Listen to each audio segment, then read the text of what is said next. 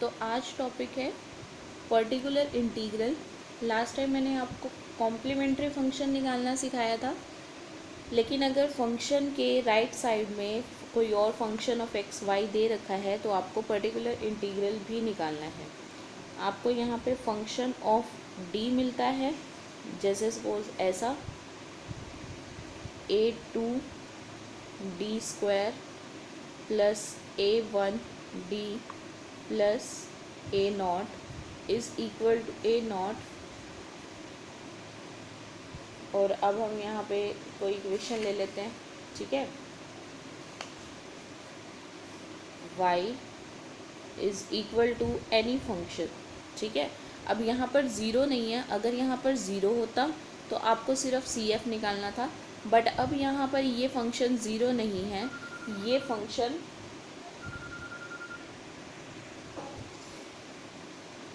Non zero है, ठीक है।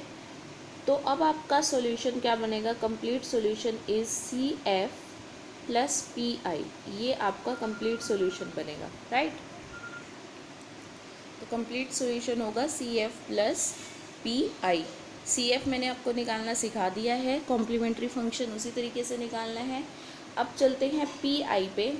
तो पर्टिकुलर इंटीग्रल के हम क्वेश्चंस करेंगे। पर्टिकुलर इंटीग्रल ये कैसे निकाला जाएगा? सपोज आपके पास केस लेंगे हम अलग अलग। तो सपोज आपको पर्टिकुलर इंटीग्रल के लिए स्टेप नंबर 1 जो हर एक केस में करना है, एंड दैट इज़ आपको ये फंक्शन ऑफ डी डिनोमिनेटर में ले जाना है, फंक्शन ऑफ डी इनटू में जो इक्वल टू में फंक्शन दिया हुआ है इनटू एक्स, राइट। ये स्टेप नंबर 1 आपको सभी क्वेश्चंस में करना है, ठीक है। तो अब चलते हैं नेक्स्ट स्टेप पे। अब सपोज ये x फंक्शन e⁻ax दे रखा है, e⁻ax दे रखा है, तब क्या करेंगे? तो सेकंड स्टेप होगा, यानी कि आपको f ऑफ d x की जगह पर e⁻ax रखना है।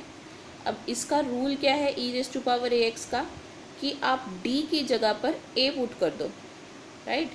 यानी कि थर्ड स्टेप आपका क्या बना? थर्ड स्टेप बना आपने d की जगह पर फंक्शन में a पुट कर देना। What is a? a is the coefficient of x here, right. a put कर देना है और e⁻ax एज इट इज़ रखना है, but the condition is provided f of a should be not equal to 0, right. ये हो जाएगा। अगर नॉट इक्वल टू 0 है, so this is the PI of this function, ये PI आ जाएगा। बट अगर 0 आ जाता है, but if f of a is equal to 0, अगर ये 0 आ जाता है तो आपको फोर्थ स्टेप भी करना है। और वो फोर्थ स्टेप क्या करना है?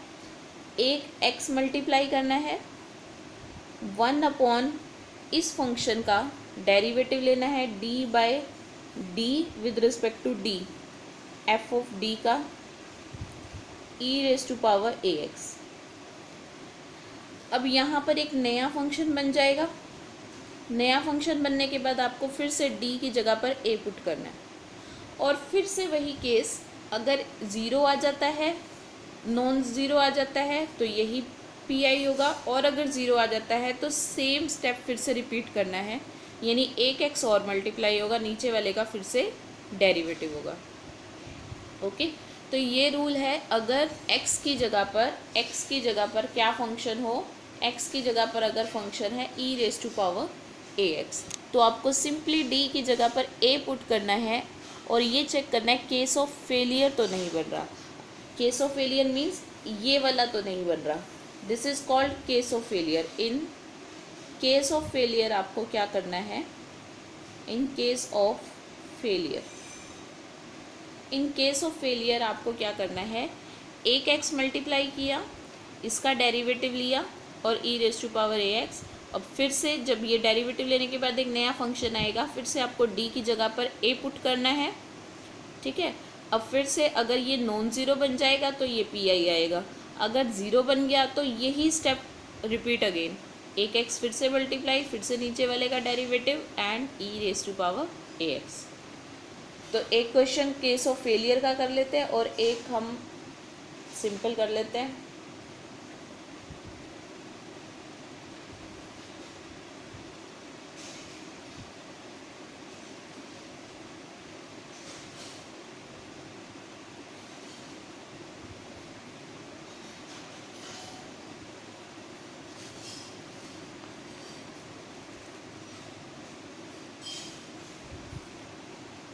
Question is example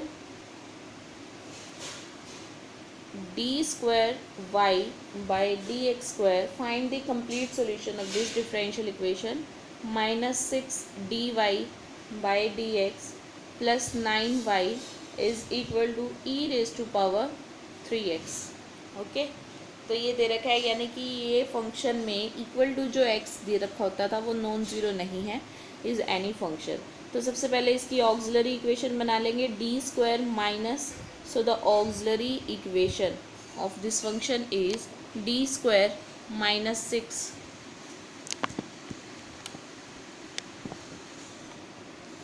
D square minus 6 plus 9 6d plus 9 is equal to 0। So इसके रूट्स बना लेते हैं, ये d माइनस 3 होल स्क्वायर बन रहा है इज इक्वल टू 0, तो d इज इक्वल टू 3,3। तो इसके दो सॉल्यूशन ये आ गए। सो अब आपको सी एफ पे y नहीं लिखना है, अब आपका solution y equal to C F plus P I है। अगर ये इक्वल टू 0 होता तो आपका solution y is equal to C F होता, बट अब आपका सिर्फ C F is not solution, तो हम सी एफ ही लिखेंगे। तो सी एफ बनेगा, ये दोनों रिपीटेड है, तो c1 प्लस c2x, इसके कॉन्स्टेंट्स जो हैं जो वो मर्ज हो जाएंगे, e raise to power 3x। तो ये तो आ गया सी एफ। अब हम चलते हैं पी आई पे। तो पी आई के लिए क्या करना है,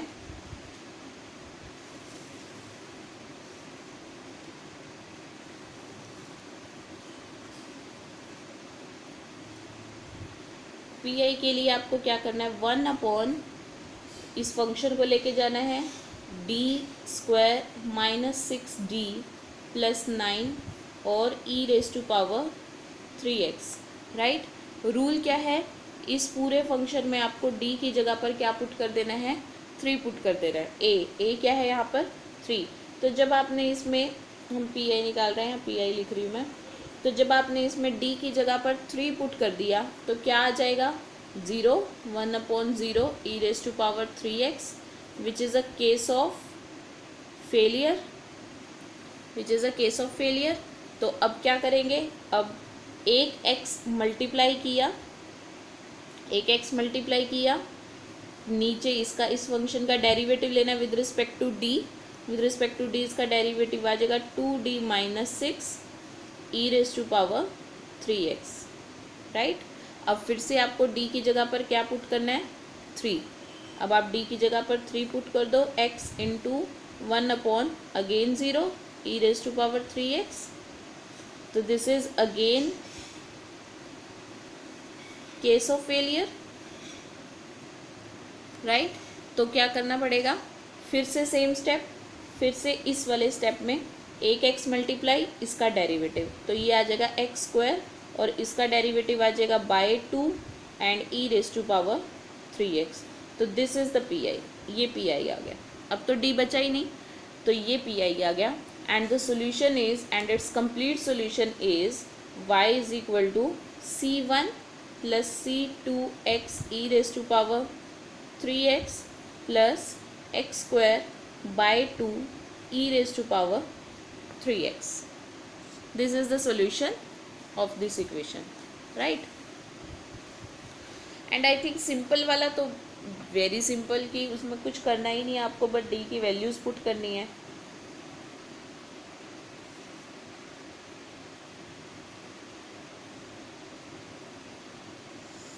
ठीक है, तो सिंपल वाला इक्वेशन मैं आपको दे रही हूँ, आप करके आना, कर लेना, बस ट्राई कर लेना, ठीक है। तो solve D square Y by D X square minus 3 dy by D X plus 2y is equal to E raise to power 2x। इस क्वेश्चन को आपको सॉल्व करना है। अब हम सेकेंड रूल पे चलते हैं। ये रूल नंबर 1 था, अगर x की जगह क्या हो, ई रेज टू पावर ax हो। अब चलते हैं case number 2। So case number 2 is, अब यहाँ पर x की जगह पर क्या हो, यहाँ पे हमें फंक्शन ऑफ d दे रखा होता है, y इज इक्वल टू यहाँ x दे रखा होता है। अब अगर ये x हो साइन ax, तो क्या रूल होगा, पी आई निकालने के लिए, पी आई के लिए स्टेप वही करना है, 1/f(d) और साइन ax ऐसे ही लिखना है। अब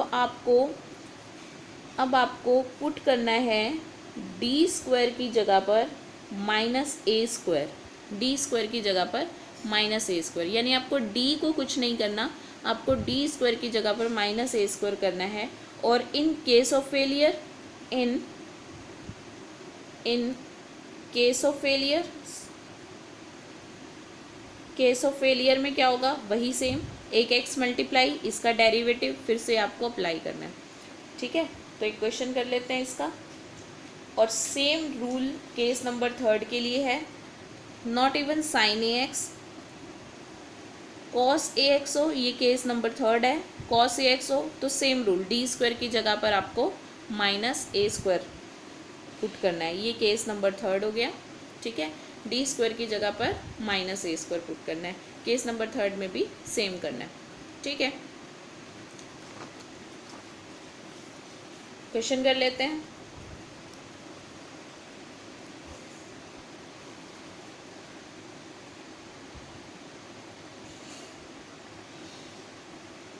सपोज ये क्वेश्चन है, solve D square Y by D X square plus D Y by D X plus Y is equal to sine 2x।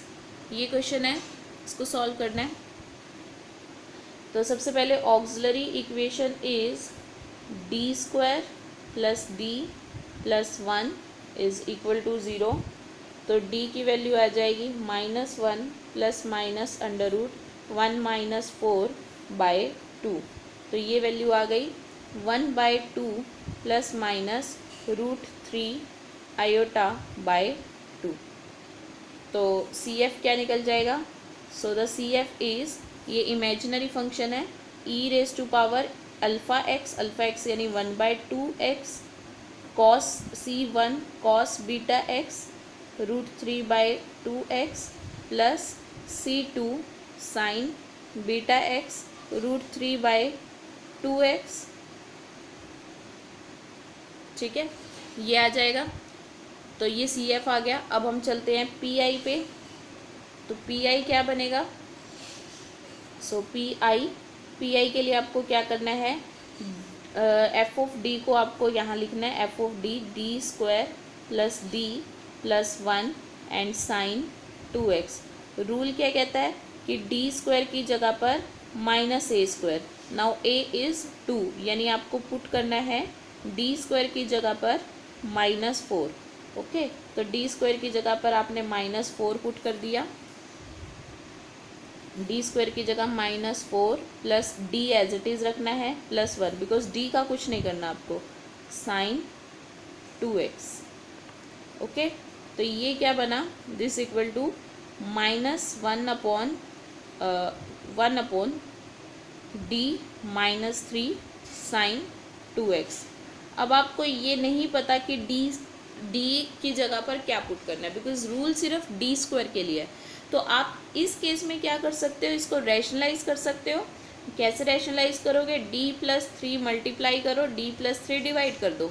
ठीक है, जब आप d+3 नीचे डिवाइड करोगे तो क्या बन जाएगा, a + b a - b that is a square, यानी d² - 9 साइन 2x। अब फिर से आपको d स्क्वायर दिख रहा है, d स्क्वायर की जगह पर आप क्या पुट कर दोगे, again -4।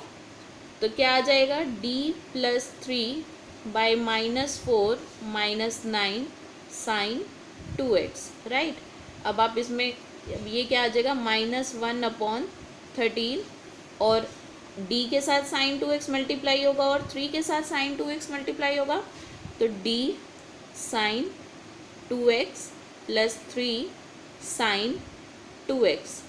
What is the meaning of D here? D का मीनिंग है डी बाई डी एक्स. ये डी का मीनिंग यही है, डी बाई डी एक्स, यानी कि साइन का डेरिवेटिव लेना है विद रिस्पेक्ट टू एक्स. तो डेरिवेटिव लिख दो -1/13 और साइन का डेरिवेटिव आ जाएगा 2 cos 2x, ये as it is plus 3 sine 2x. तो ये क्या आ गया? This is P I. ठीक है, तो इन दोनों को कंबाइन करोगे जब आप किस किस को, सी एफ और पी आई को. So is the complete solution of this question. Clear?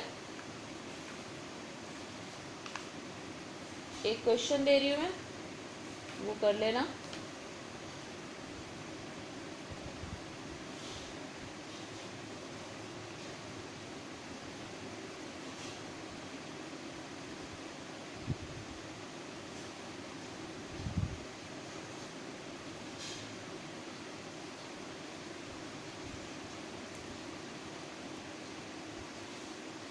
One D square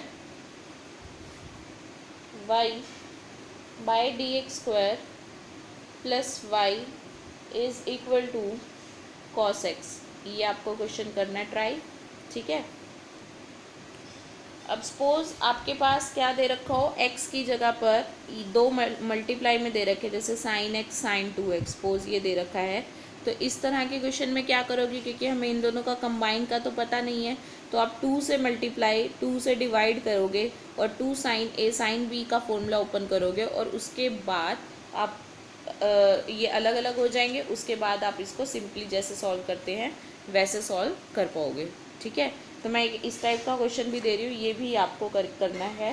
पहले आपको 2 साइन ए साइन बी का फॉर्मूला ओपन करना है, उसके बाद आपको ये क्वेश्चन मिल जाएगा सॉल्व करने के लिए. सिंपल हो जाएगा.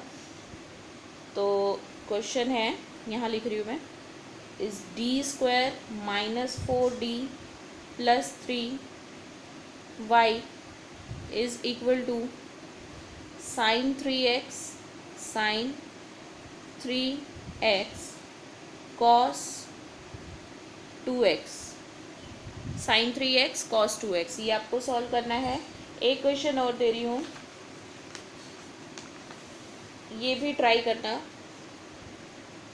बाकी मैं क्वेश्चंस भी भेज दूंगी आपको प्रैक्टिस के लिए, बट एक पहले ये ट्राई करना.